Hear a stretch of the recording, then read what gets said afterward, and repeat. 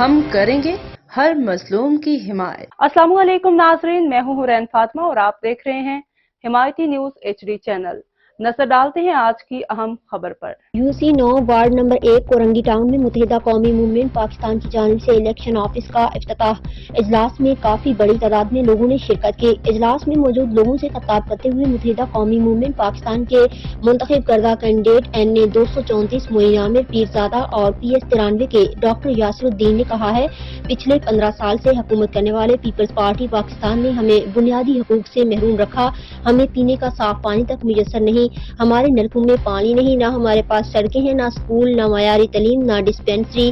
سندھ میں ان وڈیرے شاہی نے دونوں ہاتھوں سے لوٹا۔ سندھ میں 11,000 گھوسٹ اسکول موجود ہیں جس کا کوئی پرسان حال نہیں، کوئی پوچھنے والا نہیں ہے۔ یہ آپ کو انہوں نے مزید کہا کہ انشاءاللہ اس دفعہ جیت ہماری ہوگی اور ہم اپنی تمام بنیادی سہولتوں کو پورا کرتے ہوئے بتائیں گے تمہارا جگیردارانہ نظام ہم چلنے نہیں دیں گے۔ اجلاس میں کافی لوگوں نے شرکت بھی کی اور آخر میں دعاؤں کے ساتھ پروگرام اختتام پذیر ہوا۔ فہیم احمد ارائی کی رپورٹ۔ ہمارے بچے پینے کی بنیادی سہولت سے محروم ہیں۔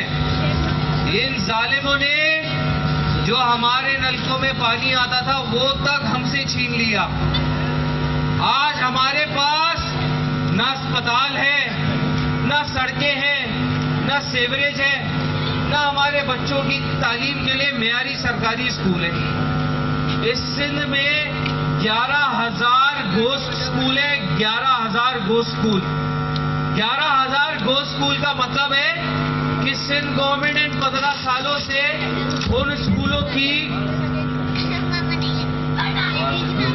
ان اسکولوں کا جو مزید خبروں اور اپڈیٹ سے باخبر رہنے کے لیے دیکھتے رہیں حمایتی نیوز HD چینل۔